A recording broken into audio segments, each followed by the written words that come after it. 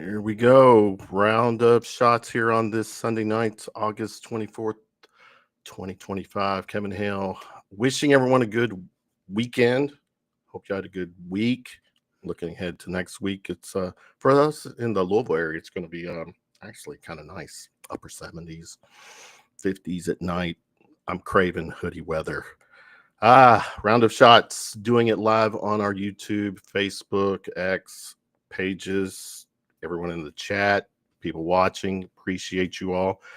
Tonight, going to go heavy on Kentucky football. We're going to do our predictions show.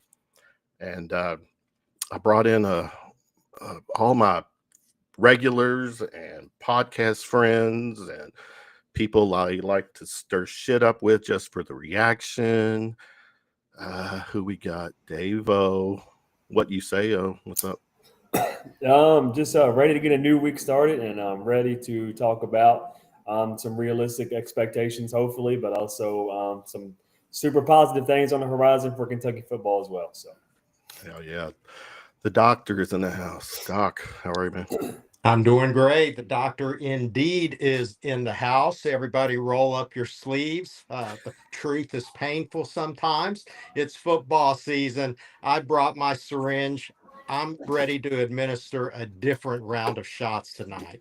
You know, my all-time favorite show, if you see that the truth is out there. And as a Kentucky fan, I do want to believe X-Files for all you people. All right, well, who else we got? One of our other recurring guests, Jay Hayes. What's up, bro? What's up, man? Doc, no one has sleeves on to roll up. It's summertime. But and the X-Files, I don't know why you don't believe more, Kevin. I'm disappointed. I should. I really should.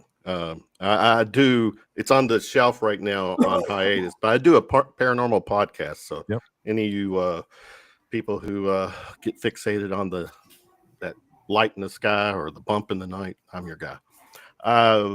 Making his return, been a while, Anthony White. A Dot, what's up? What's going on? Jay Hayes, wrong as usual. I got sleeves on. I got to keep these guns here. Got to keep these babies down. Hey, by the end of this podcast, end of this show, I'm gonna have everybody believing. In Big Blue Nation. There you go. I'll take it. The second of former players joining us tonight, Mr. Trevard Lindley. Trey, what's up, man? No, not much. Ready to get week one, college football off and ready. Off and ready. Good to see you. I've said this, well, I'm going to say it after I bring all our guests. Making her return, Jenna, J-Lo, Jenna from the block. What's up? I don't know about J-Lo, but I'm happy to be back. Finally back in Lexington. Start classes next week. Football starts next week. Can't ask for anything better, really. Can't. Now, people have asked, I think when you were on the last time, Mr. Baker, who I'm bringing in once he gets his camera rolling, asked why we had you and it was Beasy, you the younger kids on with us. And it's because it's a different perspective.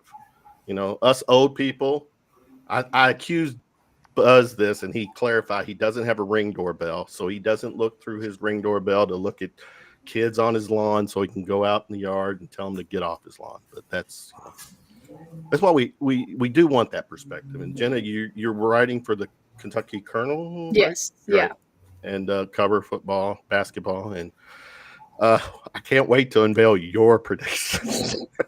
there's a lot to talk about. There is a lot to talk about.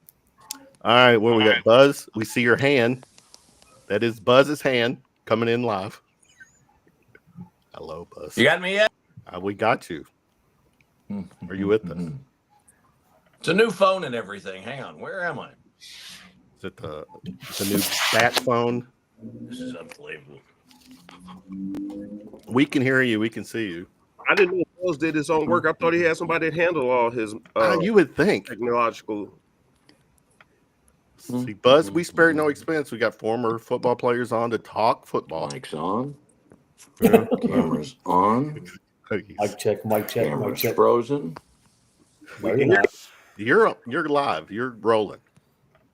There's nothing like live. And he's gone.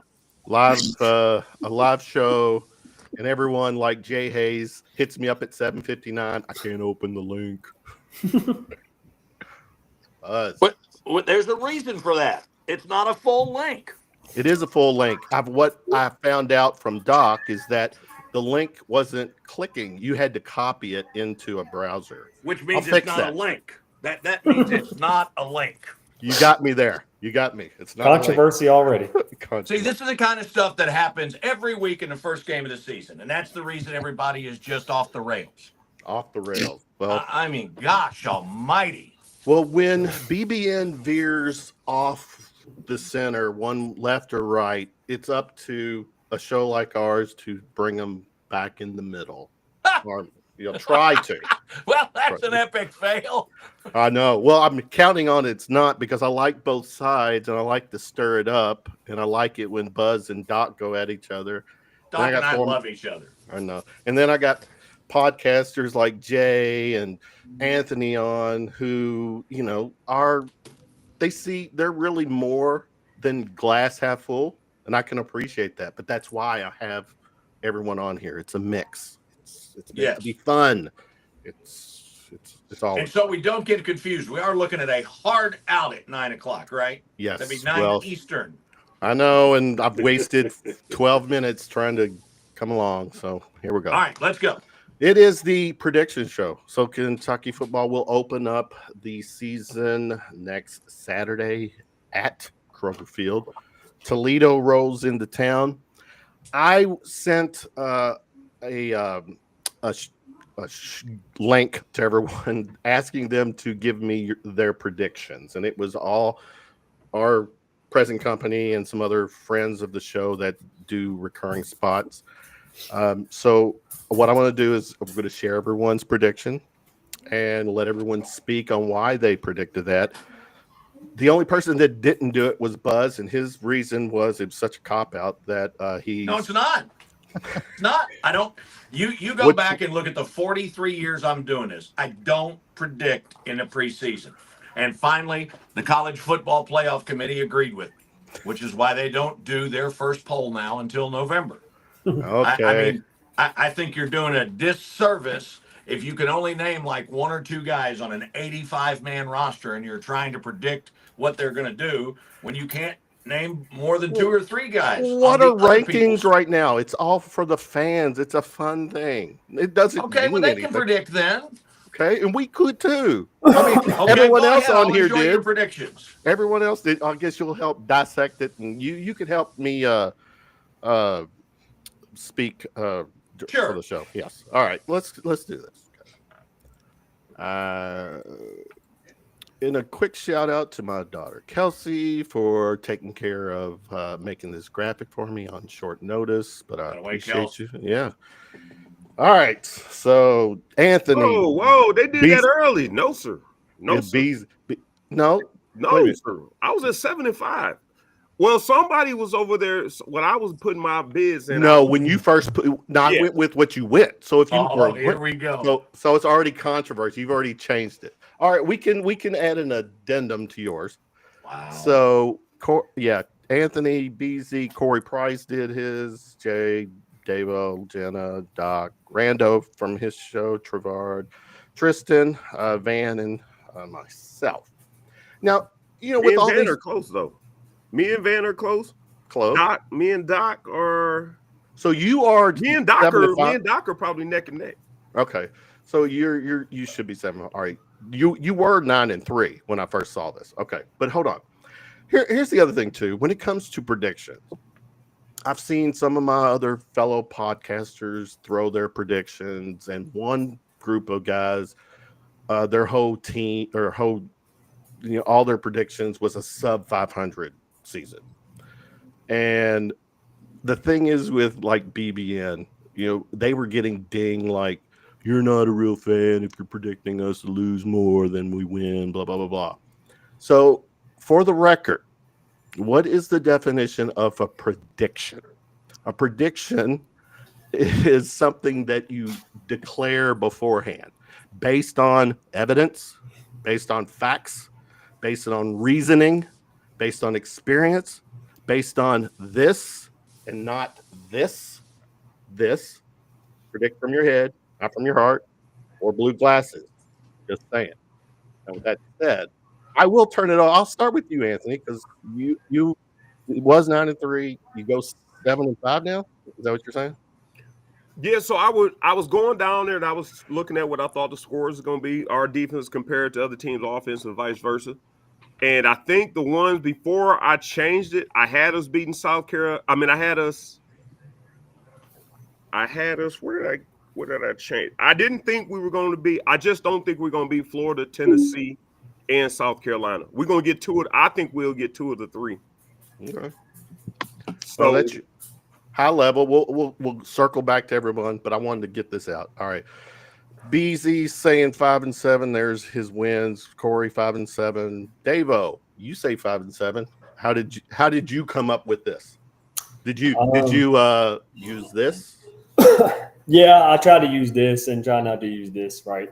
I just think at the end of the day, I don't know how in-depth we're going to go with how we think the season's going to go, but I just think at the end of the day, there's so many new players on this roster, and it's pretty much the same schedule as last year, and it was extremely tough, right?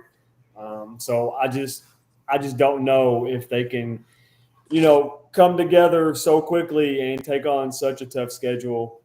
The only real surprise win, I guess, is Tennessee, because we all know how much I love Tennessee.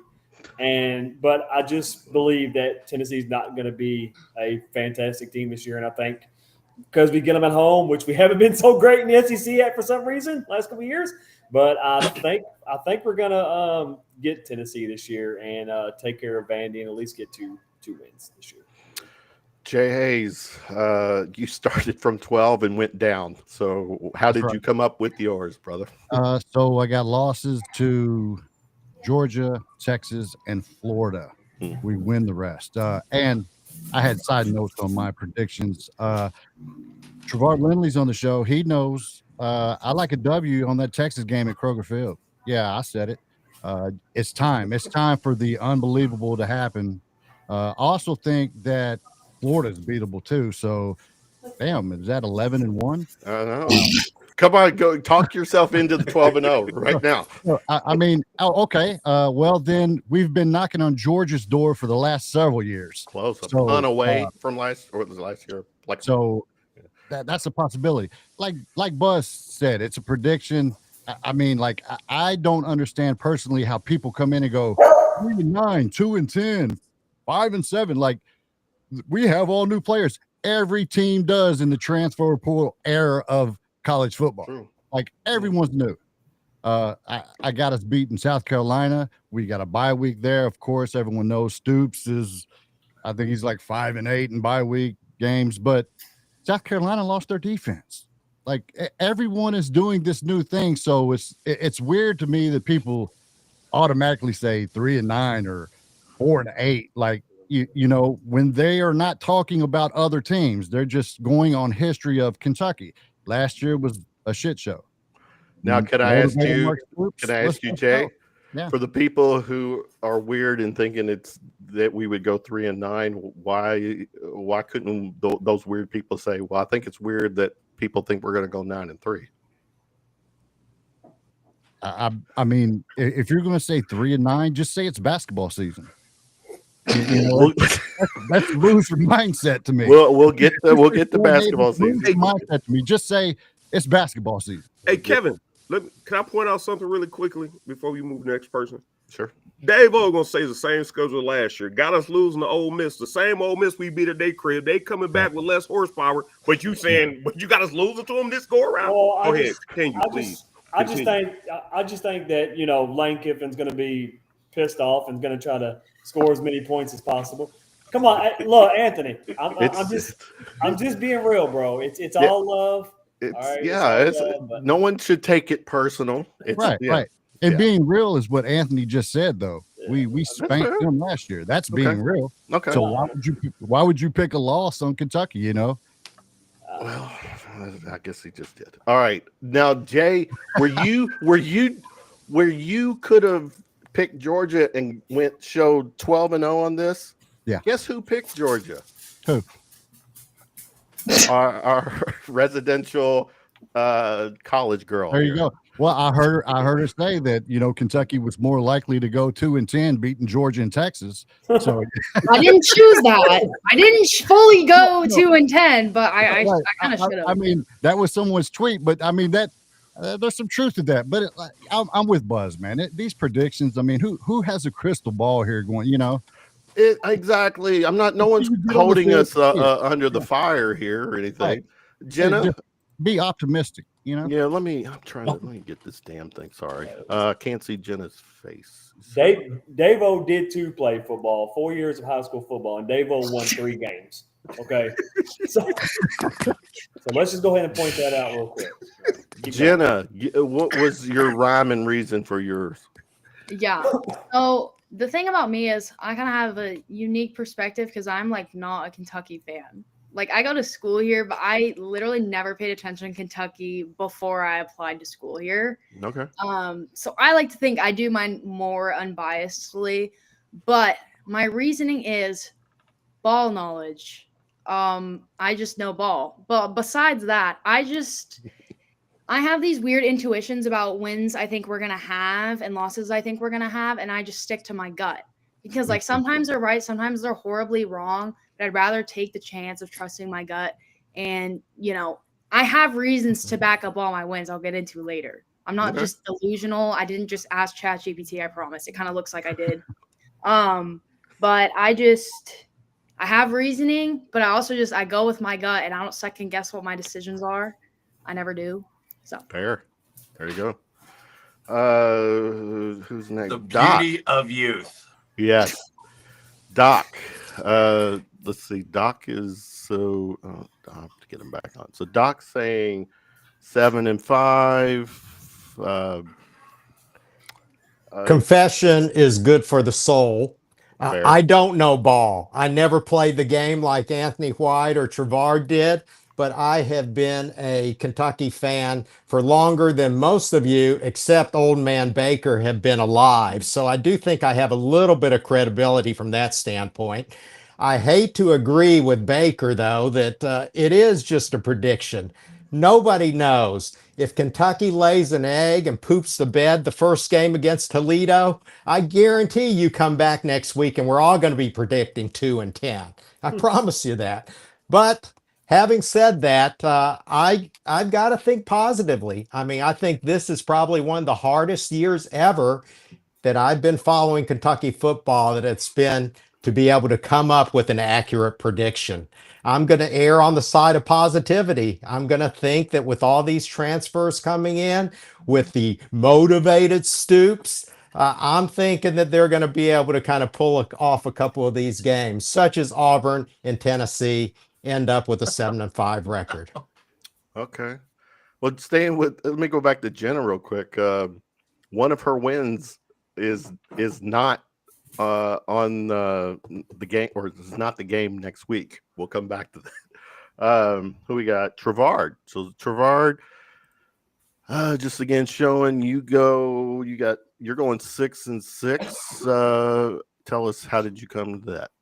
Well, that's actually it's in the middle. What'd you do? Flip the coin and just what was it? No, I was going off pretty much how we did last year, which we got a lot of new players, and other teams got a lot of new players too. So I was going off that and the history of us playing those teams is how I did mine.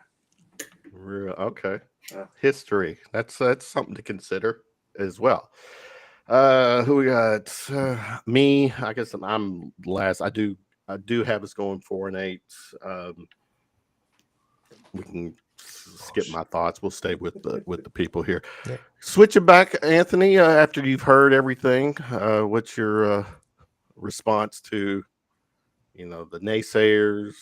Or I'm gonna keep it a buck with you, and I understand what Dave O's saying. I think Trevard may understand from his eye, and Dave has watched a lot of football. Dave has watched a lot, and Doc has watched a lot. Last year, if you look at our first 6 games, our defense was balling. Our offense played when they could. Our offense was inept. If we improve minutely on offense, our defense will stay engaged. We disengaged those last 6 games. Like if you look at the defensive output from those first 6 games, and that's why I got on Dave about, man, we had Lane Kiffin. Now Lane Kiffin's coming to Lexington mad. Like we just supposed to say, hey, here's Lane, here's the end zone, take it. No. So we have more hungry guys this year. And the other point we were making was that last year we had better talent. A lot of those guys did not give you the output. A lot of those guys did not play to their maximum effort. And Trevard didn't have to line up against guys like that. Like all his guys gave. That's why those teams were so successful. But at some point last year when we came back in Gainesville, I don't know if somebody's seen somebody's NIL check, something happened, but our team got disengaged. And that's why we went 4-8. It wasn't because we didn't have the Jimmys and Joes. This team is not better, but give me a 3-star that's going to go all out for 60 minutes rather than giving me a 4-star that's going to play when they want to. Let me pump the brakes with everyone here. Dave or Buzz, I didn't let you kind of give your summation from what you've seen and heard from everyone. Go for it. I don't know about a summation, but I just asked this to the panel. This is more like a closing statement in a courtroom. At what positions, and we're all Kentucky fans. Anybody that says they're not is crazy. So let's get that out of the way first of all. Life is better for me in every area of my life when Kentucky wins. What positions are they better at than they were a year ago? Great question. That's why you're narrating this show with me. I'm just asking. I know. The other thing, to speak to what Anthony just said, and I hope I'm as wrong can be. Basically, what Anthony is saying is that somebody lost the team last year after Gainesville. And it went totally south. And some of the best character guys on this team transferred out. And one of those guys, who was a legacy player, whose dad played here, who grew up a Kentucky fan, and who could really play. You're going to say what I think you are. Go. Was just named a captain at Nebraska the other day. Thank you. We're on the same fucking wave. Now, that's not only that talent that you've got to replace, but that's that character. Mm-hmm. And then in this day of Moneyball, yes, you go out and if you're playing, I don't know how many of y'all are in fantasy football leagues. I'm going to guess maybe all of you. But the thing you don't ever want to do is you don't ever want to get caught without a quarterback. And I think when Mark Stoops steps to the mic tomorrow at noon, he's not going to name a starting quarterback yet. I mean, tomorrow is the depth chart, right? It's supposedly announced. First depth chart. It'll probably say it'll be Calzone or Cutter Boley. Mm-hmm. Well, Jamori Macklin already did by saying Calzada was the best throwing arm he's ever seen. So that's already been done. That's a player talking. I get that. You back your guy. Yeah. Either that or Jamari hadn't seen a lot of throwers. But, I'm glad you brought up the Dane Key thing. Last year, so. Yeah. I'm glad you brought up Dane Key because that was a talking point I just wanted to throw in is that, he was getting some shit at the end of the season, media, fans, that he was checked out, blah, blah, blah, that he was a head case and this and that. You transfer to another school, so is Nebraska totally a bunch of their coaching staff's a bunch of idiots by naming him one of their captains? Matt Rule's an NFL guy, right? Yes. It didn't work out for him with the Panthers. He's maybe not an NFL guy. So, and neither was Nick Saban. And neither was. That's actually Your Honor. I do object. Can I object to Baker's final argument? No. He did ask what positions is Kentucky better this year. Well, I think one of the key positions is O-line. I think they're better in O-line. I would hope that they're going to be more consistent and more depth at running back. I mean, one of the keys to this team is run the damn ball. And if you got a good O-line and you've got a good running back, and supposedly this Calzada guy, they didn't pay him all this money to bring him in here to do nothing. I think they're better this year in several key positions. The O-line. I love you, and I hope you're right. But the whole supposedly thing. I mean, I don't know if you got to go out that day when you guys were allowed in for 20 or 30 minutes of practice. I ain't seen anybody throw a block. I ain't seen a guard pull out Hey, and kick out but a can we get any defensive worse? end. What's that? Can we get any worse? That's where my. Well, you You're can saying, speak are to we gonna that be better than improved? I Can we get can. any worse? You can speak to that better than I can. But what I'm saying is I haven't seen anything to base anything on. That's fair. But just because you got new guys and different guys doesn't mean they're better guys. We can all we heard was a story that, hey, Brock Vandegrift essentially retired from football because the O-line allowed him to get sacked 35 times. Is that a real number, or is that an exaggeration? No, I think that's the actual number. Holy hell, I didn't realize that. But wasn't the offensive line coach, isn't he back? He is back. I'm just asking. I asked him for a friend. He's not out there. He's not out there throwing blocks, but. Oh. And also, Your Honor, in the interest of full disclosure, how many people on this panel are paid either directly or indirectly through the university? I think anybody who is being paid by the university, we have to take their arguments with a grain of salt. Well, just to be clear, counselor, I don't get paid for football. I don't do any of the football broadcasts. I get paid by WKYT. I do the basketball pregame. It was a University of Kentucky broadcast, the last that I heard. In basketball. I'm just trying to let's just put it all out on the table. We want full disclosure. We want transparency, as Coach Mark Stoops likes to say. Are we alone in the universe? If you're going to go full disclosure, Buzz, are we alone? Well, no, because I don't think I'm talking about how good they're going to be. I mean, that runs completely contrary to your argument. Well, let's back it up, guys. And Jay, your podcast says you're a fan. You're a fan of Kentucky. We're all fans. You do represent the fan in you on your show. Last season, I think we all agree a lot of the players or several players checked out. When you have at the Louisville game, when they come in and they are rolling us and we have a guy who's at the concession stand, that sums up basically I don't know if it's some of the season, but definitely where we were at game 12 of the season. It's can we pull a 180 here? Yeah, I mean, look at the culture. I mean, you asked what position groups have, upgraded. I think they all have, due to the culture change. You didn't hear these guys running their mouth off season, heads down, practicing. The media was mad that they wasn't hearing nothing from Mark Stoops. The whole time I'm like, this is a good sign. This is good for Kentucky. The culture changed. And on Dane Key, he was a diva last year. You saw him jogging offline. He was a diva. Deion Walker was a diva. Football players know this. They don't want to admit it, but football players know this. So if you're Deion Walker and you've got no more time to make money, and the Bills have a reputation as being one of the baddest bunches in football in terms of how hard they play, he's just able to turn the diva thing on and off. Is that what you're saying? I'm saying he was a diva at Kentucky. That's what I'm saying.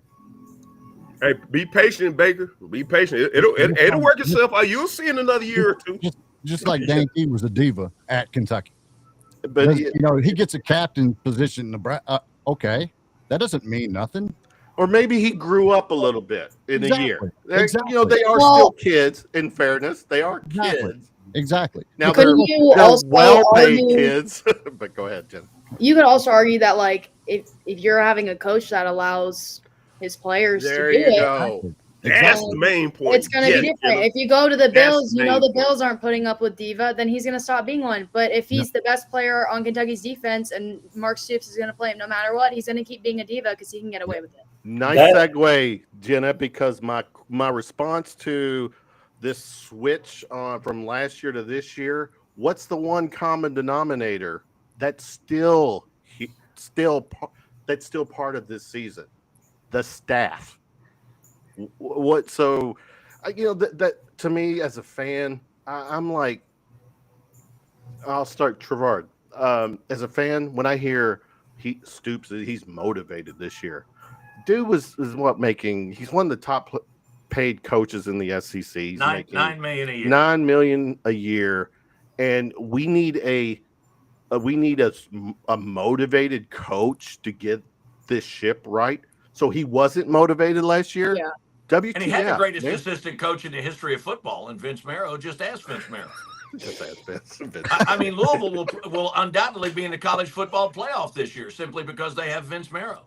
Well, they might as well send the Broyles Trophy for Assistant of the Year. Just send it over there to Preston Avenue. We're gonna have to. I'm gonna have to do a whole segment on Vince Marrow just to hear Buzz talk the entire time. We will. But again, Trevard, I'm gonna Trey, Anthony, you all share. I mean, this motivated coach. Davo. Yeah, there you go. Davo took that real quick. You found this dog and you adopted him, right? Took him out. Yeah, that's great. Yeah. All right. So, all right. I digress. I'm a sucker for a moment. He keeps jumping up on my bed. I just had to give him a pep talk. Well, no, that's okay. Yeah. So Trey, A-Dot, a motivated coach. I mean, that's kind of alarming if I'm a fan. Yeah. I say for me, if you're already coaching for a head coach, you should be already motivated. Yeah. And remind us all, who was your coach? Rich Brooks. Badass coach. Papa Brooks, who I want on this. I saw that guy go nuclear on the racquetball court. He was always motivated. The motivated Mark Stoops things reminds me of Hugh Freeze in a press conference said, like, Auburn's goal this year was to make be bowl eligible. And then it's like, so was the goal the last couple not? Shouldn't that be the goal every year? And especially with Auburn, it's oh, shouldn't the standards be higher? It's kind of the same thing. I view those kind of the same idea of where it's so what was he going for last year? So was he not motivated last year? What changed him to be motivated this year? I think you're trying to get the fans to believe in something. Yeah. I would like to go ahead. I would like to ask the panel, and especially Trevard, because what I was told from Larry Vaught, a good close friend of mine, Dave Bakers, and Doc, that on your show this morning. What's that?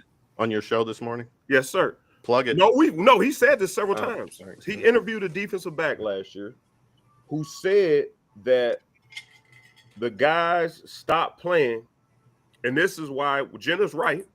When the coaches can't coach their players because they're going to threaten to leave, they have a paycheck already coming in. At a certain point, Mark Stoops was making $3 million, three something, and he has tripled that. So now the player said, now mind you, the player is from Lexington. He said that at a certain point, the team got to thinking because they walked in with Kentucky on their chest, they were going to win the game. And I think Mark Stoops believed that because he had did it so long. He had did it for 7 years, 7 years.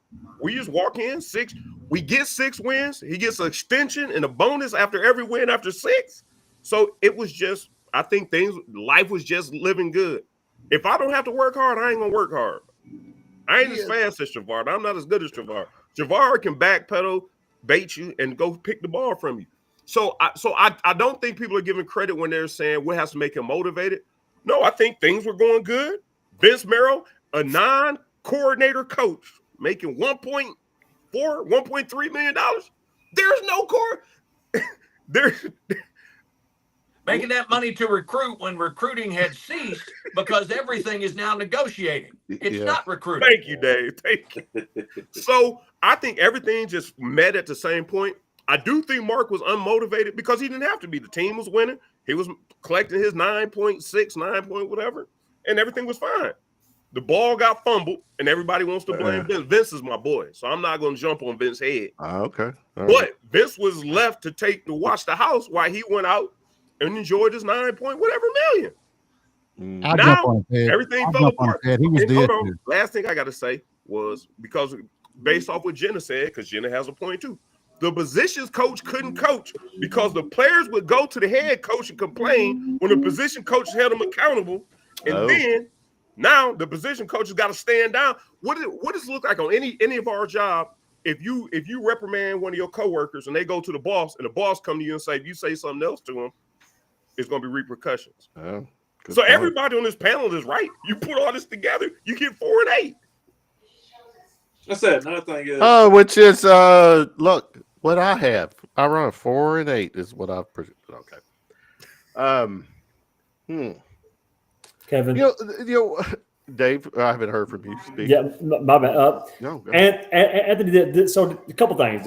I may or may not get irritated with something you just said. So did you say that a former player just recently, a current player still on the roster? They were. So please don't tell me who it is. Don't tell me who it is. Right, I'm not. All right. So said that he threatened to leave.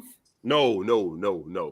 Oh, okay. I was getting ready to get real frustrated. I was gonna say, get the fuck out, man, because I get so tired of hearing that shit, especially in NIL era. The current player said that some guys had checked out. He basically co-signed that some guys had checked out from last year. We were just going. Now, so he admitted. No, I know for a fact that some of the players that didn't want to practice or be held accountable would go over to coach, go instead of talking to mom, would go to dad and ask for permission. Yeah.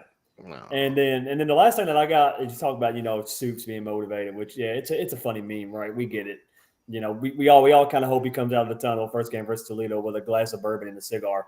But at the end of the day, I know this is going to sound stupid, right? Coming from a Kentucky fan, but one of the worst things to happen to Stoops and one of the best things to happen to the University of Kentucky football was winning and having that first 10-win season, right? Because as Kentucky fans, we see that, especially in football, we're like, oh shit, football success, right? And now we're like, we did it once, we're going to do it again and do it again and do it again, and oh hell, now we have a 4 and 8 season, and now we're all jumping back off that train again. So that's why I think a lot of us were kind of confused about the way the season's been, going down. We had the 5-win season and then the 4-win season. So I don't know. We're a 10-win season for us. We're on top of the fucking world. Yeah.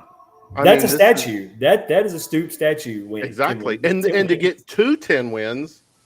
That's 2 statues. And we'll all be there to polish that statue.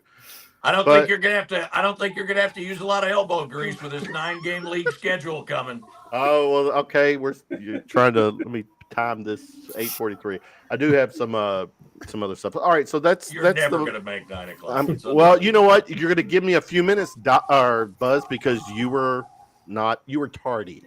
So all right, I was tardy because I was not given a link. I was given a cut and paste. This is the shit. People who host the show should not have to deal with this kind of shit. When you do your sports show every night, Buzz, do you get grief from your weather guy? Nonstop. Okay, all right. And as you know, I've got 3 daughters, so I get nonstop grief all the time. Real quick, last night, what did you do last night? The oldest got married. It was the second Baker wedding of the summer. I'm now the poorest man in Lexington. If Mark Suits has the extra, he can send it my way.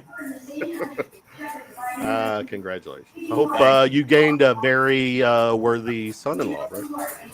Well, I haven't seen him play yet or take a snap in a preseason, so we'll have to wait and see. Who's got the background noise going? Who at the club? Yeah, who is at the club? Who is a Jenna? Bar? Yeah, Jenna's the youngest one. Are you at the club right now? I'm in my like bedroom. Somebody's at the airport. It sounds like a terminal. All right, let's real quick, Doc. You put out an article this week, Docs, the 10 truths you need to hear about Kentucky football. Give us a high-level summary so that Buzz and everyone else can go at you. The real emphasis is that you just don't know. I know, Buzz, politically correct way to say that, but really, truly, when you've got 50 new players, how do you know they're going to respond to the way that you had intended? You don't. 24 of these are transfers from Division I programs, so you think they at least have some ability to play on there. But I heard that of all the positions on offense and defense, with the exception of safety, every one of these players is from the transfer portal. That is unheard of in this day and age. So my point in putting out that article was, yeah, your guess is as good as mine. You could flip that coin, and Kentucky could be 7-5. They could be 3-9. Who knows? Rainer and Afari ain't from the transfer portal. Doc, I think one thing that's important to point out about that, I think you're absolutely right. But that goes for all the other people in the league. And you know, let's say Auburn's transfers are all busts. And let's say, God forbid, that all Toledo's transfers are really good. And you would see something like Hawaii versus Stanford. I mean, you got Andrew Luck, who was a great player and supposedly one of the smartest guys in the world. And he gets buzzered by Hawaii and a guy that learned to kick off the internet. Well, that's exactly my point, Buzz, is that if you take all these things, we're not playing in a vacuum. If you've got Kentucky with all these transfers and everybody else with all these transfers, how in the world are you ever going to be able to predict what anybody's season's going to be? See, look, so Doc is I rest my case. Doc is agreeing with me, and it's a wonderful world. Do you know what the meaning of love is, guys? This is the meaning of true love. Look at this. Mrs. Baker. Oh, gosh. Keeping dinner waiting while talking sports. Keeping dinner. Aww. Wow. Donna, thanks for hanging. Sweet lady. Congratulations to Donna on the wedding history. All right, let's see. So, saying what was my thought? Oh, you need Doc. Anybody want to go at Doc with his article or not? One other thing on the Stoops thing. I mean, I think there is a big difference between a motivated Mark Stoops and a Mark Stoops with a chip on his shoulder. The two are not the same thing. And I think a Mark Stoops with a chip on his shoulder is very dangerous. And I'm talking about on the football field, not just with cigars and with good fine bourbon either. So there's a big difference. I think Mark Stoops, history has shown that a Mark Stoops with a chip on his shoulder is a very dangerous Mark Stoops. Oh, but is he a dangerous Mark Stoops for the Toledo game, Jenna? Look, I know my Toledo take is. I don't think I could find like 1 out of every 100 people is going to agree with me. Well, how many drinks were you in when you made that Toledo? I wasn't any drinks in. I was staring at. I was doing that. I write all my notes on this like notepad. I just write everything I can find online, and everything I was writing. I was like, I just can't believe in kids. Like I just can't. I don't know what it is, but something about Toledo.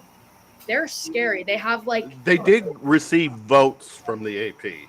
Well, they have a lot of returning players. They're returning the best leading pass combo, like for Toledo and in the MAC. They have a lot of good things going for them. Specifically, how veteran heavy they are, especially with their quarterback, I'm pretty sure he's MVP watch for MAC. And they have like preseason. They're supposed to be first team all MAC. I know it's different than the SEC. Point being, they're a very veteran heavy team. They have a lot of experience. I'm scared Kentucky, not that they're going to overlook it, but I just think it might get to them. And we know, like, if Kentucky starts a game bad, it's, like, really hard for them to come back from that. I think Toledo will very easily take advantage of it and push through and, For the record, Jenna, do we have a commitment from you that you will be on next Sunday no matter what? Yes. Good. And I will, I want to be wrong. I want to be wrong. I know you do. I know. Being wrong is, I seriously, being wrong is a good thing for me. I can learn from it, but it's the thing I was saying, my gut feeling has us losing to Toledo and beating Georgia. So, it's not necessarily a rational thing. It's just something deep down's telling me, Toledo's coming off this win from Pitt. It's 6 overtimes. They just think Toledo is motivated just as much as Mark Stoops, and we'll just have to see. Once again, I don't know how this team plays together. I love Zach Calzada, but I don't. Jenna, can I ask you? Yes. You do know Gleason left Georgia Tech to go to Toledo, right? Yeah. Look, I'm just saying. No, he was not. Go ahead. I'm just saying there's a lot of things I was doing research on, specifically looking from the Toledo side. I just really like Toledo. Well, see, here's this. Okay, Jenna, next week, you're gonna be like you can flame me. I'm happy. You'll either be in silence next Yeah. week or you'll be talking the most next week. You know, either way, like, understandable, but I gotta trust my gut. My gut's not great for this game, but my gut's great for Georgia. So, you know. See, this is why I love this whole different perspective, and to mention, obviously she's a student, she's doing her thing, but she's not a Kentucky girl. I grew up Yes. a Texas fan. I'm a diehard Longhorn. So if when it comes to Texas week, like, I'll be glazing Texas so much. Like, just be prepared for that. Like, I'm gonna hype up that team like way too much. Please go on Jay Hayes' podcast that week. Right. Oh, I've I got a will. question, Kevin, if you don't mind. Okay, but my point being, like, that's the reason I don't know anything about, like, the history of Kentucky football as much as things I've read. Like, I don't know going back, and like, my knowledge is very limited. So the way I choose my picks and stuff, it's not like, I just partially my gut, partially, I just like Toledo. So, Jenna, let me real quick, Jenna, let me introduce you to history again. Trevard and Anthony White. Oh, well, I know them now. See, those now the bad mother. No, see, now I know them, yeah. but Yes. But let me say this also, Jenna, that we have a history around here of teams like Central Michigan and Miami of Ohio and directional Louisiana schools coming in and winning at Kentucky. That directional Louisiana win was the way the Kentucky-Louisville game happened, because Kentucky got beat by those dudes in November when it was about a degree and nobody was there, and so they got that deal done. We'll talk about that at some other time. But were your other thoughts about Georgia? Had you been over to Two Fisted Willie's on Thursday, and you came back in about 2 a.m. and you started looking at this stuff and no, okay. First of all, need to but be you clear. have been to Two Fisted Willie's. I'm not 21, so I'm not answering that question. Neither's my son, but I know he's been I didn't there, even so know you're I'm- not I'm- 21. No, I'm. Holy hell! So, Okay. All right, My respect. son's not 21 Georgia? either, but he's there frequently. So You know what? Georgia, I was sitting on my couch at 3 p.m. eating lunch when I was cooking up this Georgia pick, and I was like, I have my reasons. I wrote a sheet. I have a whole sheet of why. If there's a year to beat Georgia, it's this year. And a lot of people are going to be like, it's in Athens. Obviously, Jay is shaking his head. Yes. obviously Kentucky doesn't care where it is. Like, if they're going to beat a team, like, I'd rather play at Georgia than at home. Like, truthfully, like, the home advantage for football is not that big. if you've got a gut feeling about the Georgia game, I just remind you there are a lot of very good probiotics out there on Target that'll take care of any gut feeling No, you've but got. I'll tell you why. Let's Okay, just look. get Two Fisted Willie's trending tonight. Okay, it probably will be. Here's the thing. There's a couple main reasons specifically on the Georgia pick. One being they play back-to-back at Tennessee. Then they host Bama. Then they play Kentucky. After that, they play Auburn, deepest, oldest rivalry in the South. They play at night at Auburn for the first time since 2012. And they have a very young team. Like, 54% of the team is new players, right? These players are going to be, like, part of my language, like, shitting bricks, right? Because either they're going to be coming off a win against a Tennessee or a Bama, going into Kentucky super confident, or they're going to be losing, and then they have to face an Auburn team that they have a rivalry, right? It's a rivalry game. They're going to be beefing.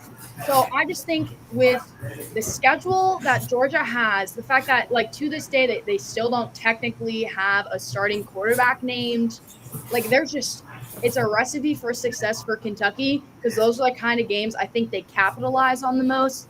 And in Kentucky fashion, it's going to be a year they lose to Toledo and beat Georgia, and then everyone's like, now what do we do, right? Like, there's just a lot of things. And Calzada can win in big moments. He upset number 1 Alabama when he was at A&M. Oh, I I yeah. didn't know that. Okay. Yes. When he played at A&M, they beat number 1 Alabama.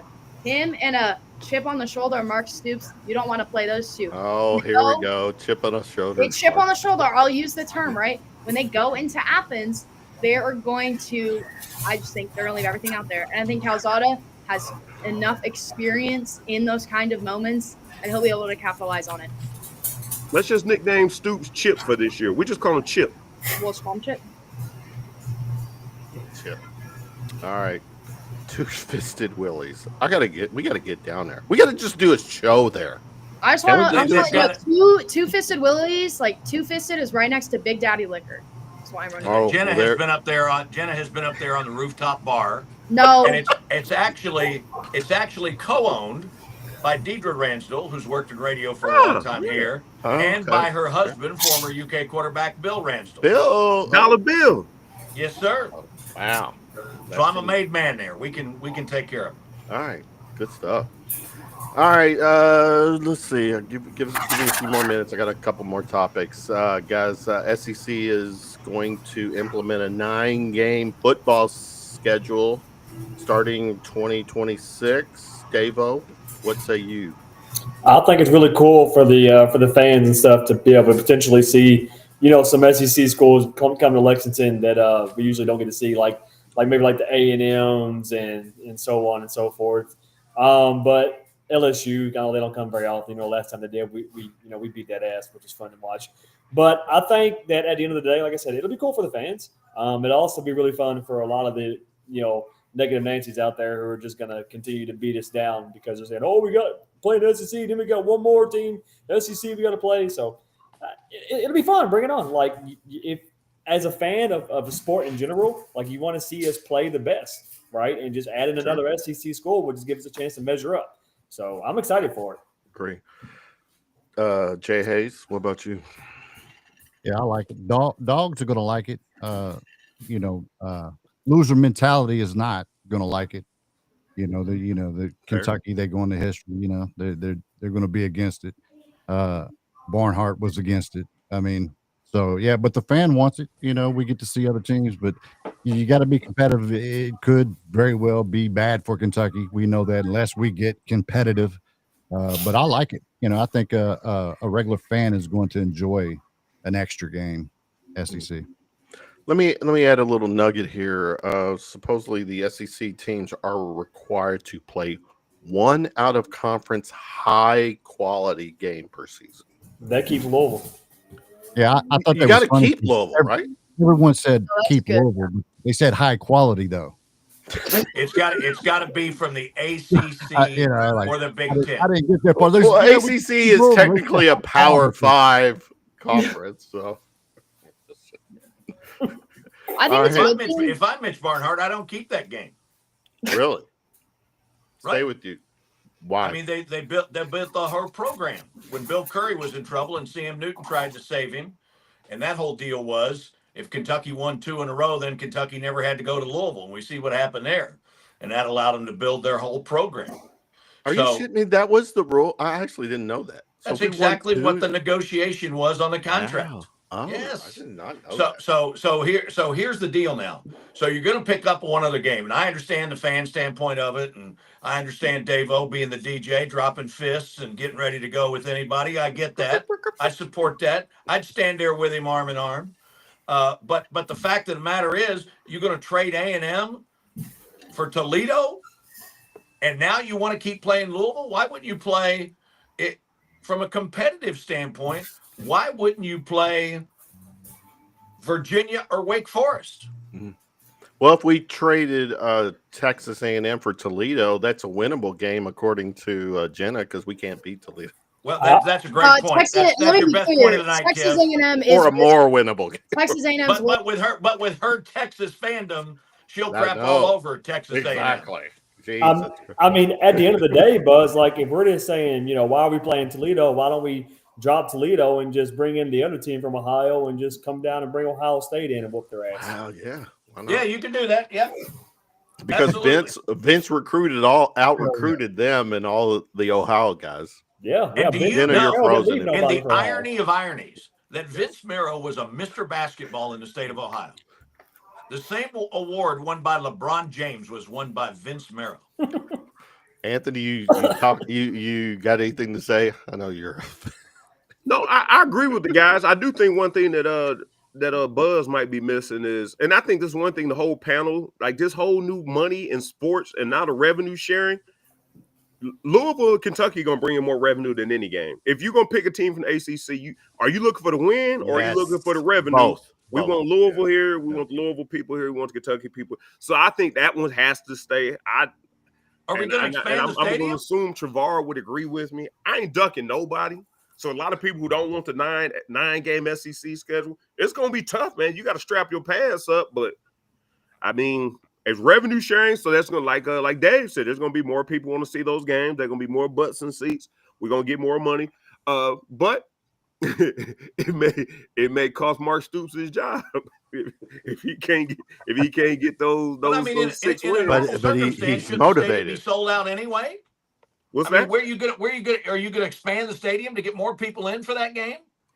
No, I'm saying if you drop Toledo and you add a SEC team, or you drop Tennessee Tech and you add an SEC game, you're gonna make more money. You might not win the game, but you're gonna make more money. Well, there you go. And haven't fans criticized athletic departments for years about not being interested in what it takes to be competitive and just making money? I'm just asking for a friend. I'll call and I'll hang up and listen to your answer. Thank you for your call, Dave. AM Sports Talk with Anthony White. Doc, I haven't heard from you. What's been your take? I do like it, certainly as a fan, but I think we can't lose sight of the fact that ESPN is now paying the league $50 to $80 million more just for this one game. If you divide it out, that's $5 million. That's a fourth of the revenue sharing. So we're not talking about peanuts from this standpoint. That's a lot of money. The fact that all these secondary rivalries, the Alabama LSUs, the Georgia, the Auburns, the Texas A&Ms, they're now going to be preserved with this setup.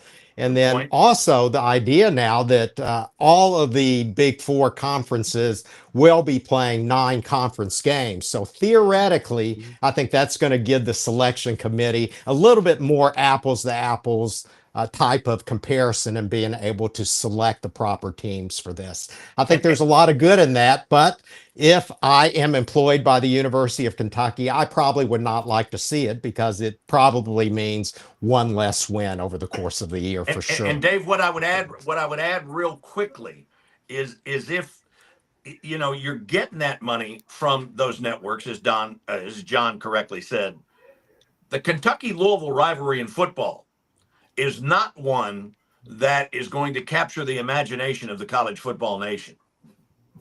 Fair. No, but at the end of the day, as an AD, you still want to think about that. You don't want to piss off what makes you, right? And what makes you is your fans too, right? So you can't just up and get rid of your biggest rival potentially because of money and eyes on the prize, right? And so at the end of the day, you still got to take care of your fans. Would you rather have a field goal loss to Louisville or a win over somebody else? Me personally, I would fuck Louisville. I want to beat them every year. So I understand, but if you could only choose one, the win over somebody else or the loss to Louisville, what would you choose? I'm all about wins in general. So as long as it's a win over Louisville, I'm fine with it. But that was not the question. But that's okay. Yeah, fair. That wasn't the question. Hold on, you want Louisville on the schedule every year. Let me ask this real quick. I do. I do. Kevin, let me ask this real quick. Go. So Dave, and I don't disagree with you. But who in the hell, and I'm telling you, I'm like Jenna. I was raised up Big Ten. I was Ohio State, Michigan raised up. Who in the hell is going to want to watch a Kentucky Wake Forest football game? Well, it doesn't make any difference. It'll be we've got 2 or 3 or 4 basketball games with the greatest program in the country that are streaming, that aren't on real television. I give you that. Well, good stuff. Jay, anything to add? Kentucky, Wake Forest, and Ireland. Week 0. Let's do it. That's for all the beer. Let's do it. Them people would have no choice but to watch it because it'd be one of the only things on at that point. Exactly. That time. Marketing, baby. Marketing. Yeah. Kevin, let me ask Anthony and Trevard. Sure.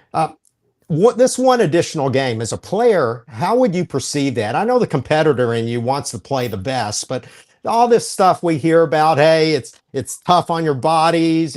Gear up week after week. Isn't it good to have a breather every once in a while? What's your thought on playing one other tough game versus one that you theoretically could take a little rest? I'll say for me, the more SEC games, the better, because it's the best Competition. College football. So more games we play in SEC. I'm with it. I like it. And But Trey, then the coaches got to coach, and the players got to go out there and be prepared to play every week. So you got to take care of your bodies, eat right, and be ready to play every week. for the record, Trey, just on the record, I need this soundbite. Anytime during your career did you look across your opponent and they struck fear in you? No. Exactly. Because you're Trey Lindley. Talking about Lindley Island? Did nobody come over to Lindley Island? Exactly. Lindley Island was well protected. I've said it. I've said it on this show many times before you even showed up, Trey. You are one of my favorite all-time players on the defensive side. And Buzz, you're here, and Doc, media people. How do we get Anthony and Trey? I've said this. I'm going to keep saying this until people tell me to shut the fuck up. How do we get these two in the Kentucky Athletics Hall of Fame? They look at their stats alone. I mean, my God. They got to join the country club. No, you can get Trevard in there. I done burned too many bridges. If you get me in there, you gonna have to sneak me in there. I done burned too many bridges. You can get Trevard in there though. Buzz, come on. How do they? I can't give you any objective answer because I'm just a shill for the university. A shill. He just admitted it. Do you hear that's that, according to Doc. That's all I do. Who signs your paycheck, Buzz? Huh? Yeah. Who puts those commas after all those numbers? Commas. It's the university. Anthony, are you saying it's a political thing? The choices of getting selected into these Hall of Fames? I didn't say that. Somebody else did. Anthony said he burned too many bridges. I am recording this, and I love the sound bites. Come on. I definitely don't think it's political. But I find it awful. Every time I'm at a media event, no matter what sport it is, the SDI, whoever they are, SIDs, have a problem with something I've done, and I get text message all the time for something I've said on air. So I mean, is it something you said on? Is it for the record, Anthony? Is it something? This is where you can. It's a cheesy plug. No, everybody that's said on now, your podcast. No, everybody. No, that's not on my podcast. Oh. Everybody that's at the University of Kentucky now came in '97. '97 was the same year that Hal Mummy got here. It was not the Bill Kerr. So none of us there were people. They created everybody that's there now. They created the success we're having now. It's them. So anybody before that? Yeah, Jenna, for the record, 1900s. I get it. You don't know anything about anything prior to 2000. That is a real thing. Look it up. I know. I'm not okay. I know it's a thing. Two-fisted willies. Wow. You tell them I sent you, Jenna. Yeah. For legal reasons, I do not go to bars underage. Or legal.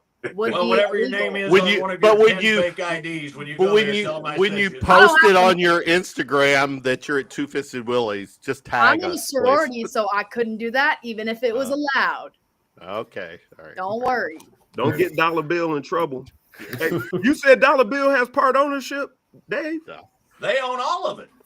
They bought it about a year and a half ago when they remodeled it and opened it back up. They used to own Austin City Saloon. I remember that. Yeah. Yep. Wow. All right. Well, let's wrap this up. One other before our final shots, I got to give some love. John Wall recently announced his retiring from basketball.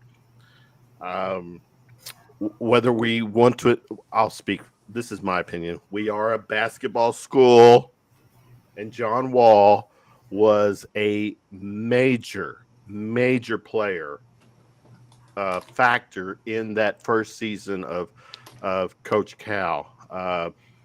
My God, this guy was a game changer for us. Dave, I'll start with you. John Wall, who is he to you? He's the one that brought, a lot of swagger back to the University of Kentucky. Just his style of play, how fast, how aggressive he was. Just an all-around electric player. He's going to go down as one of the best players in history to not win a title, which sucks if they just hit a few threes versus West Virginia. But that's neither here nor there. But he was just exciting, and congratulations in his retirement. And maybe one day, whenever the political stuff stops, right? Political stuff, we'll see 11 hanging up in Rupp. So, God damn, man, what a dude. Jay Hayes, John Wall to you. Most impactful player in the Cal era. Probably only one of two of Cal's players that jerseys will get hung in Rupp. The other one being Anthony Davis. But probably, they do these things over summer where you pick a team. But I would pick De'Aaron Fox over John Wall. I thought he was more athletic and faster. But John Wall was definitely the most impactful player. Yeah, and that that's why first- you would I choose mean- to put his jersey up there. Yeah. he had a rap song named after him, Jay. Come on, man. Yeah, that too. That too. Doc, John Wall to you. Yeah, together with maybe Jamal Mashburn, probably the most influential and impactful. Wall made Kentucky cool again, and that was significant. You still hear all these players, not quite as many of them nowadays because they were probably 5 or 6 or 7 when he played. But before then, everybody said John Wall was their favorite player when they came to Kentucky, and we asked about what they knew about the University of Kentucky. But the fact that no Final Fours, no national championships. I'm not saying you need to temper it, but you need to Negative kind of Nancy. temper it. Okay, no, I get that. That West Virginia game, that was just a freaking shitty. We couldn't hit an outside shot. That we were definitely the better team. No, Calipari lost that game. He got into something where he didn't want to go up against that 6'8" player at West Virginia, and they could have dominated inside if he could have just thrown the ball inside. Oh, all right. We give him Cal shade tonight. We're gonna do another show where we're gonna just pick the top 10 worst Cal performances. Stay tuned for that. Anthony, your take on John Wall. I'm with what everybody else said. I think John Wall, and I was there. I was in there in '96. I was there in '98 for both championships, even the '97 championship loss. John Wall he was one of the players that came and made it. I ain't quite with Doc he's the fastest man I've seen with a basketball in his hand besides Wayne Turner, the burner. De'Aaron Fox. Oh, Only difference Fox is is good. I think too. Wayne Turner. I think John may be a little. I mean, I love Wayne. I ain't like Wayne's jump shot, but I think he reminded me kind of Wayne Turner. But John Wall with the ball, he was so explosive, and like you said, it was just where Kentucky was before Calipari and John got here. I mean, you got to give him. I ain't gonna. I'm just short of maybe a statue. But clearly a freaking rock star. Yeah. Yes. Trevard, John Wall to you? I say he one of the best. I mean, as far as all the basketball I've seen for UK, probably one of the best point guards and flashy guy. And he got the dance. He got the shot at 10 roof, the John Wall shot. So he did a lot of things at UK. Yeah. Can everyone real quick right now do the John Wall so I can get everyone in sync? Come on, do it. Buzz, you too. He's from. That doesn't look like the dance, but we'll take it. Who hasn't spoke about John Wall? Speak, Jenna. John Wall. You have to know John Wall. That's what I was gonna say. Yeah. Is that look, once again, growing up a Texas fan, didn't care about basketball, didn't care. But one name. Wait a minute, whoa. That's blasphemy on this show. Okay, no, but that's the crazy part, right? But I knew who John Wall was. You have to know who John Wall is. He's so impactful. And hanging a number up or retiring a jersey isn't always just about the stats. It's about what they mean to that school. And it goes beyond championships. It goes beyond how many Elite Eights they have or whatever the box score was. If you make enough of an impact on a school that you have some random girl in Texas who doesn't watch basketball knowing your name, I think you should have your number up in the rafters because it's more than just the box score. If you make an impact on a university the way he did, if you get a shot named after you, you deserve to have your jersey. shot. I was just out at allegedly. I've local never bar. had one. Allegedly, I've heard Jenna? of the thing. I gotta give Okay. some love. My daughter created that graphic tonight. Kelsey, thank you so much. I was with my daughter a few weeks ago. We were at Joe's Older Than Dirt here in Louisville, and somehow, some way, I got suckered into buying 12 John Wall shots for the posse that we were in with. Which is But what? John Wall shots. It's a blue shot. I don't know what's in it, but once they said John Wall, I was like, okay, I'll pay for it. Just Marketing, Kevin, marketing. I know. That's why you bought it. A lot of Wow. sugar is what's in That it. posse you were with, were y'all on Broadway? No, we were in Louisville. Oh. Joe's. Not we Hey, weren't at hey, 250 Jay, hey. Willie's. I'm going to 250 Willie's. I'm gonna bring my podcast shit and I'm gonna do a show there and buzz. Everyone will be there and we'll sneak Jenna in the You back put, like, door X on because my she's hand. only 20. I'm going to tell you something right now. Listen, we ain't going to have to sneak Jenna in because Jenna has done snuck in.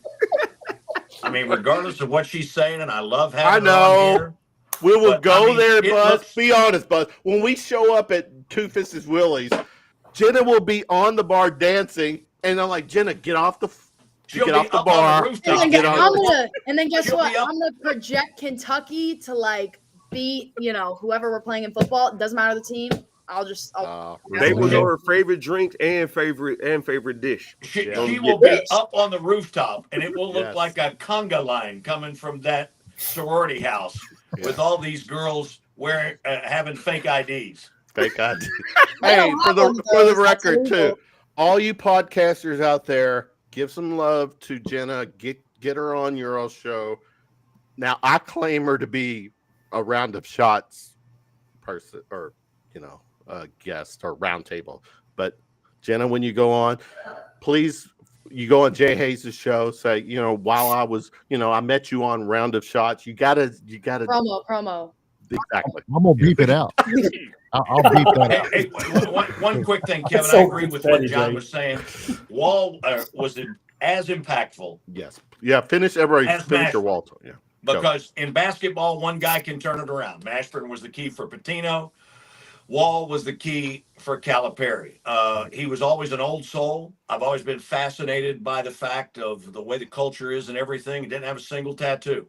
But he loved life and everything, but he was an old soul. And all these kids were wearing that sleeve on their right arm. Yeah. And I remember I was doing the game. I forget who I was doing it with, but the first regular season game that they played was against Miami of Ohio. And Charlie Coles had a pretty good team. And if you remember, they put the ball in Wall's hand and he hit one at the buzzer from about the free throw line to win that game. And I always wonder about how the trajectory of that season would have gone had that not happened, and therefore the trajectory of the other seasons after that. But I'm not sure. John would know this too, I think. The qualifications for the UK Hall used to be that you graduated. Is that right, John? I don't know if that's been Ooh. changed or not. Yeah. No, my understanding now is that that is not required. Okay, So good. I do think that he is eligible as long as the committee gets together and gets him in there. I think we've passed all of the lengths that they need to be out in order to be eligible for that now. So All right. And you would think they would put Keith Bogan's up there. first before There's they a just shitload moved of him. people that need to be up there. Jay, you're right. All right, let's wind this up because Miss Kiss my Baker is ass waiting with on the dinner, right, Buzz? Yes. Yes, she is. All right, appreciate you guys so much for doing this. It's hard to do a hard stop because, for me on a Sunday night, I'm winding down. Kentucky sports is a thing for me. Look, for the record, people, I do this show for one reason. The main reason I do this show is for me, because it's a hobby. I'm a fan. I like talking Kentucky sports. It's my last thing to do on a Sunday night. So I gather up some friends to wind down the night with present company. These are my peeps. I love talking to these will always be have carte blanche to come on the show. So I do this to just as a fan and try to be objective too, not look through blue lenses, right, Jay? I love you, bro. All right. Let's wind this down. What is for the record, Buzz? What's for dinner tonight? Can you tell? I don't know. I really don't know. I made a quick trip to the store, and I brought stuff home. But I will say, I hope you can see it. I've got my in honor of Louisville Free Scotty sweatshirt on for Scotty Scheffler. And Former I Texas would just Longhorn. Just what's saying. that? Former Texas Longhorn. Just saying. I would just say that my final shot would be, and I'll start this thing off. I think that it's crazy. They need to change the rules for the Tour Championship.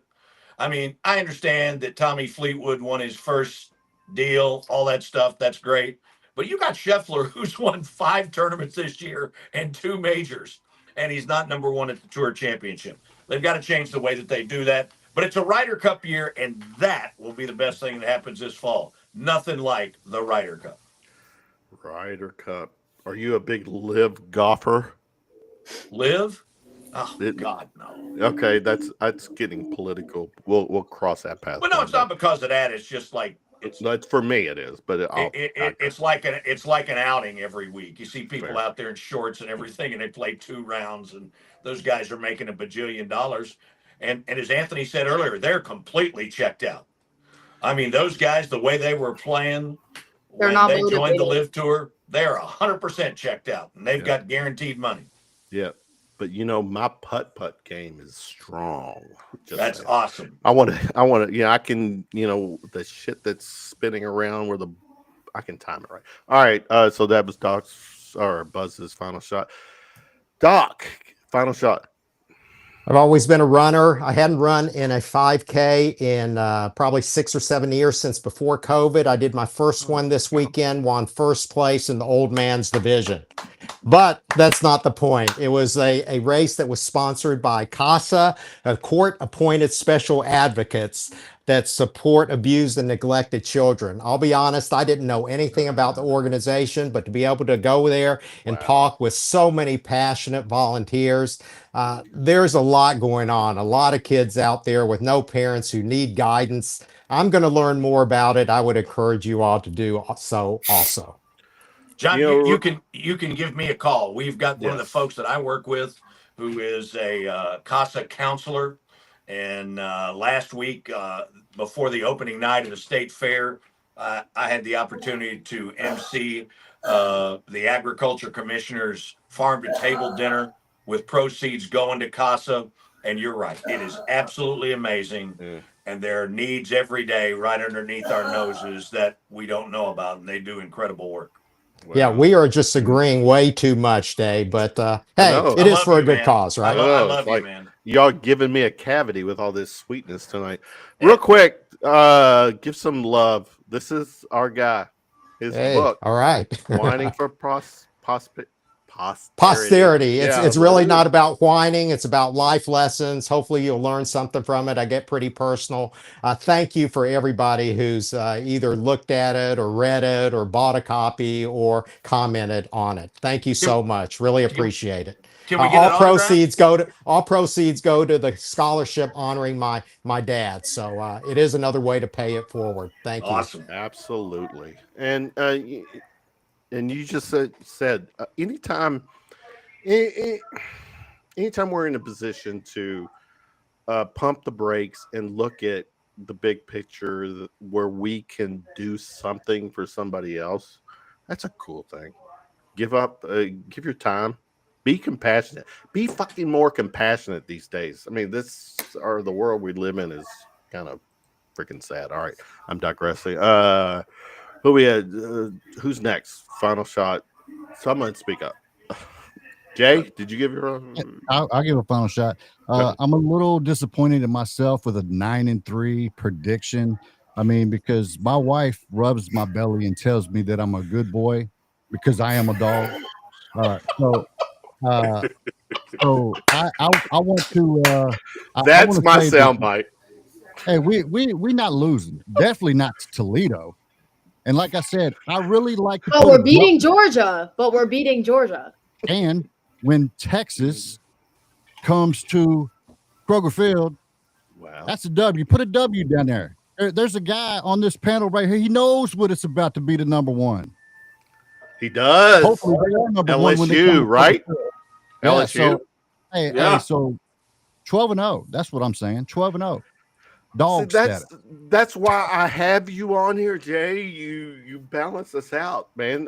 I have zero issues with the fan. The fan. Toledo, I think you said, make a statement there. You just beat the brakes off Toledo, and like you pointed out, there was a lot of people picking Toledo to beat Kentucky.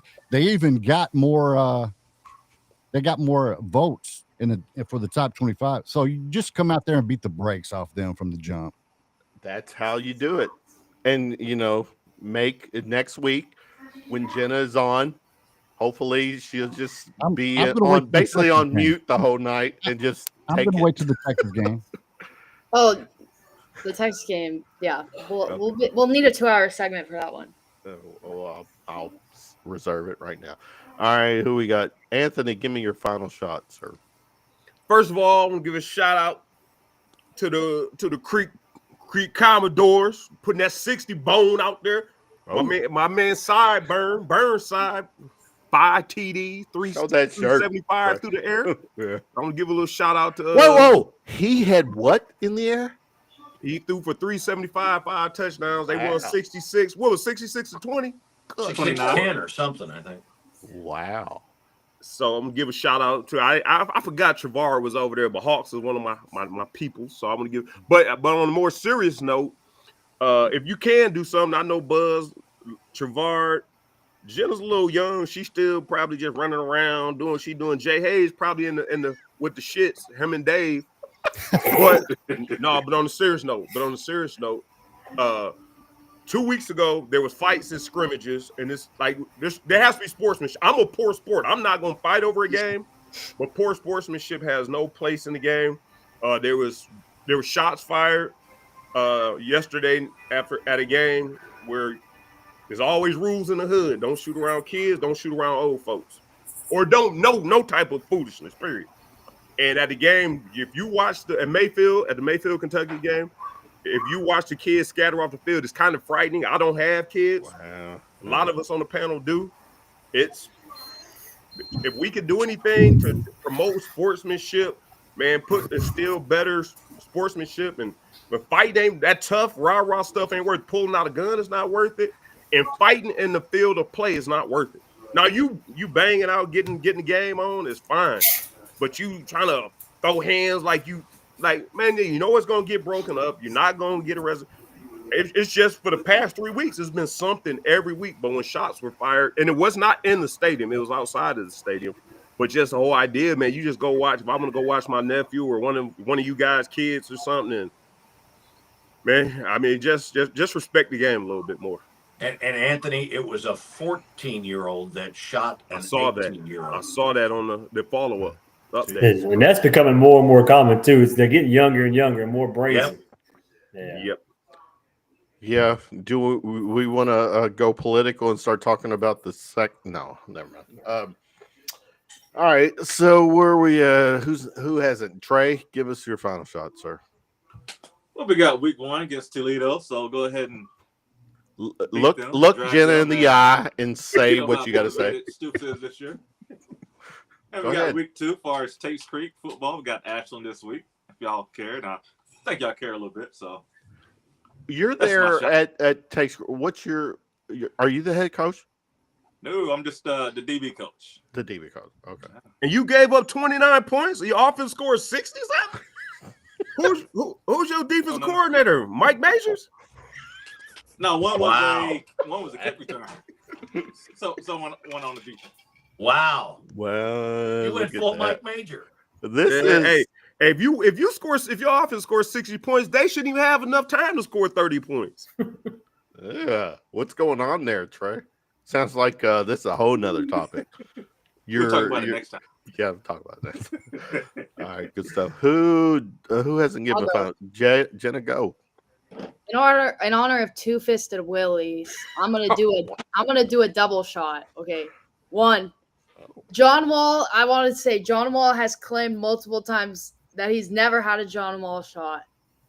Just For real. Yes. That's wow. he said it multiple times. Don't know if I it's believe true, it. but there's that. Also, I'm gonna pull something I found funny on Twitter again because it's funny. Someone asked, what SEC matchup would you want to see in Ireland? You know, there's a lot of people saying, I you saw know, a lot that. of people saying like, oh, like Bama, LSU, all this. And then someone goes, Georgia football versus Ireland driving laws. So that's what I want to end my There you talk. go. Well, I don't get that. What's the joke? Georgia football versus Driving. Irish driving laws. Driving. Which are a lot I know. stricter Mm. than American laws. Oh, I see. Georgia's got a rep. Okay. There you go. All right. The one I saw was who would want to watch Kentucky and Wake Forest play in Kabul, Afghanistan. Nobody. I don't get that's a whole other talking point to take college football out of the state. Trying to grow the game, Kev. Trying to grow the game. Does it need to? I mean, I think college. I gave up pro sports a long time ago because I was just the salary for me. It was the salaries that they were getting was just stupid, and it was like, all right, I'm totally in on amateur sports. Well, that fucking has changed. Good too, luck with so, that. How'd that yeah. work out? Yeah. All right. We are 90 minutes in. Donna Oh. Baker, I'm releasing Buzz. Did you give to Jay do Hayes the- his last shot? I didn't get one. But that's fine. Oh, shit. Sorry. Come on. I know. Shitty Come on, host. Davo. Davo, bring it, brother. No, but in all honesty, just Trevard, my alma mater won 51-0. Yes, they We did. didn't give up any points. One time my No. school lost 83-0. After what was that, Jenna? What was One time my school lost 83-0. that? Damn. But In Texas. I just want to take a minute. I know Buzz, you've met him multiple times. Kevin, you have too. Yes. Atherton played Central Hardin on Friday, and of course, I travel all over the place. Right, you know, I'm well connected with the program. I like to be really close to the action, like I said. So it's one of them things where they have the really nice turf field, it's surrounded by the track and everything. And me and my dad was standing on the track, start of the second quarter, and Bring it, brother. We got you. We love you. two guys. There was a running play, and the guy got tackled at the one. Oh. And a lot of blocking was going on, and two guys were doing quite a bit of excessive blocking and kept coming and coming and coming. We was about 10, 12 yards off the playing surface, so pretty far back. And my dad didn't see it coming, and he got ran over, and he fell really hard, and he hit his head on the concrete track. My dad is 63. He's 5'8", $130. He hit hard, guys, and he wasn't breathing for about 25 seconds. But luckily he came back around. The EMTs and everybody rushed really quickly and got him in the hospital. Of course, he has no idea what happened.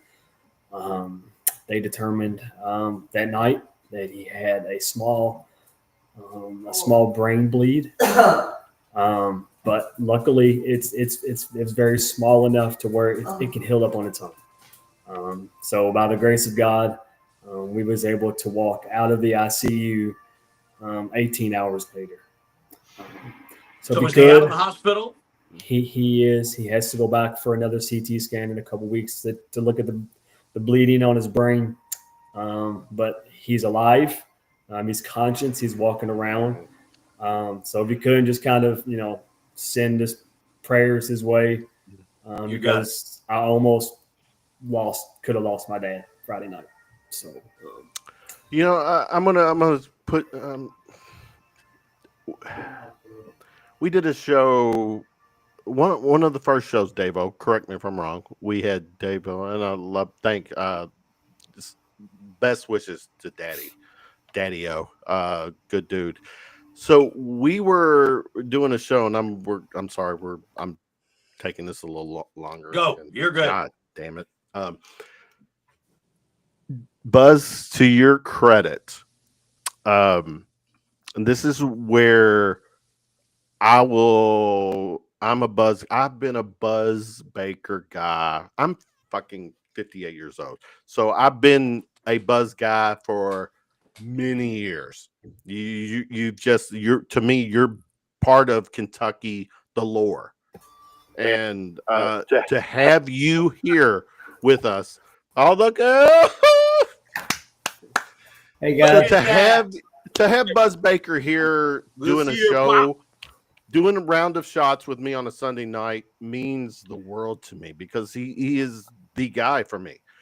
And one of the first times, Buzz, you came on, I think it might one of the first couple appearances, Dave, you had asked Buzz after, because we do this sometimes after the show ends, there's some post conversation, and you asked Buzz to hang out to meet your dad.